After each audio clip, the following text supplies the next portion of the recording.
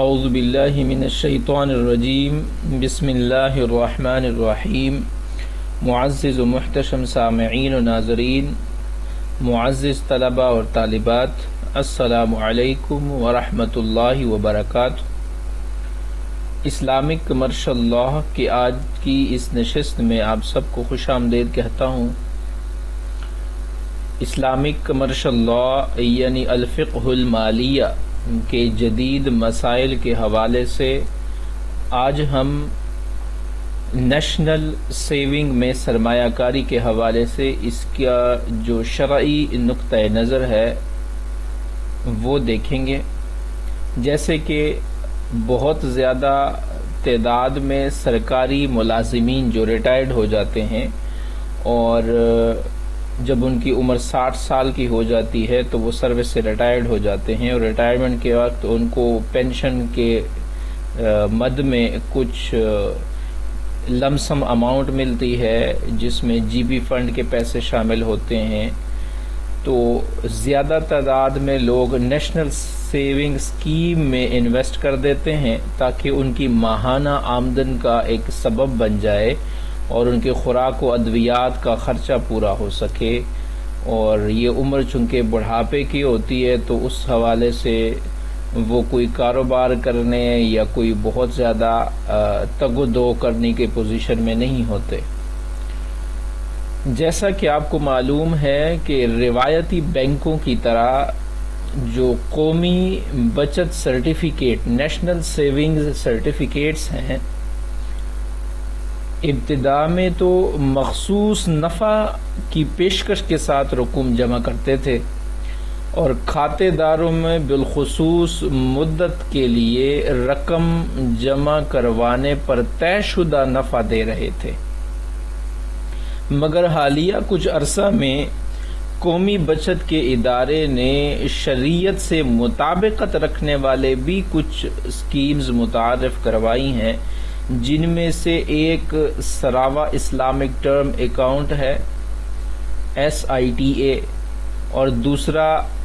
سراوا Islamic saving account SISA ہے۔ ان schemes کے بارے میں ابھی چونکہ بہت زیادہ معلومات دستیاب نہیں ہے، لیکن غالباً ایک اندازہ ہے کہ ان کے کام کرنے کا طریقہ کار بھی اسی طرح سے ہوگا جیسے روایتی بینکوں میں نفع اور نقصان کے شراکتی کھاتے جس کو ہم کہتے ہیں PLSA، اسی انداز میں اگر یہ کام کریں، یعنی ادارے کو ہونے والے منافع میں سے کھاتے داروں کے نفع کی شرح طے کی جائے گی جس میں کمی و بیشی کا امکان ہوگا۔ اس لیے یہ اصول ذہن نشین کر لیں کہ کسی بھی فرد، ادارے یا بینک کو معینہ مدت کے لیے رقم دے کر اس پر متعین یعنی اسپیسیفائیڈ اضافہ وصول کرنا شریعت اسلامی کے روح سے ناجائز ہے۔ قومی بچت اسکیم یا کسی بھی سرکاری یا غیر سرکاری ادارے کے ساتھ ایسا معاملہ کرنا سود ہے جس کی مذمت قرآن و حدیث میں جا بجا کی گئی ہے، اور آپ جانتے ہیں مثلا آپ کسی ادارے یا فرد یا بینک میں 1,00,000 روپے اس شرط کے ساتھ جمع کروائیں کہ وہ آپ کو 1 ماہ بعد 1,05,000 روپے دے گا، یا پھر دوسری صورت ہر ماہ 5,000 روپے دیتا رہے لیکن اصل رقم بھی باقی رہے گی۔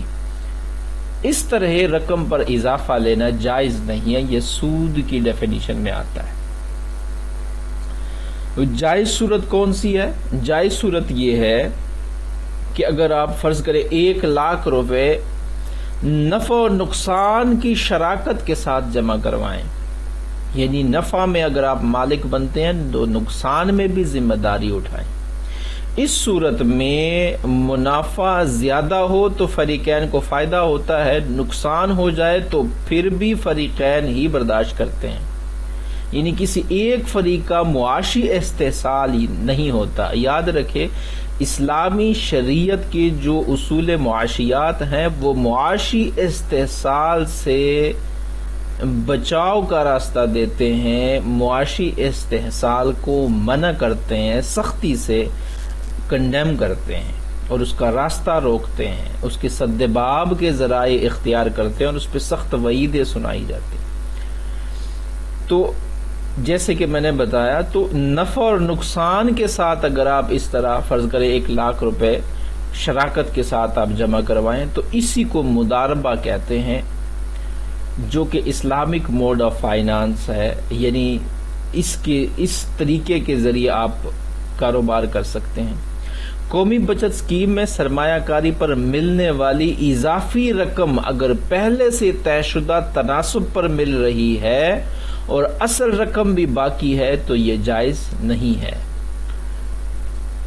ایک اور ایشو جہاں تک تقوی اور احتیاط کا تقاضا ہے، تو اس میں سرمایہ کے لیے کسی قابل بھروسہ یا پھر لائق اعتماد شخص کو اگر آپ کاروبار کے لیے رقم دے دیں تاکہ خرچ چلتا رہے، یا پھر ایک اور صورت بھی ہے کہ جائز شیئرز خرید لیں یا کرنسی وغیرہ، یعنی لیکن متبادل کرنسی، دوسرے ملک کی کوئی جو کرنسی ہوتی، ایک جنس کی نہیں، اس طرح کسی جائز مد میں اگر سرمایہ کاری کر لیں۔ اگر یہ بھی نہیں ہو سکتا تو پھر کوئی چھوٹا موٹا ایسا کام شروع کر لیں جس میں زیادہ بھاگ دوڑ اور محنت کی ضرورت نہ پڑتی ہو، ایسا نہ ہو کہ زندگی بھر جائز ملازمت کی اور حلال کما کر آخر کار اپنی تمام جمع پونجی کسی مشکوک یا پھر سودی مد میں رکھ کر اس پہ اضافہ یعنی سود کھا کے پھر اسی حالت میں اللہ کے حضور پیش ہو جائیں، تو یہ انتہائی ہلاکت کا باعث ہوگا۔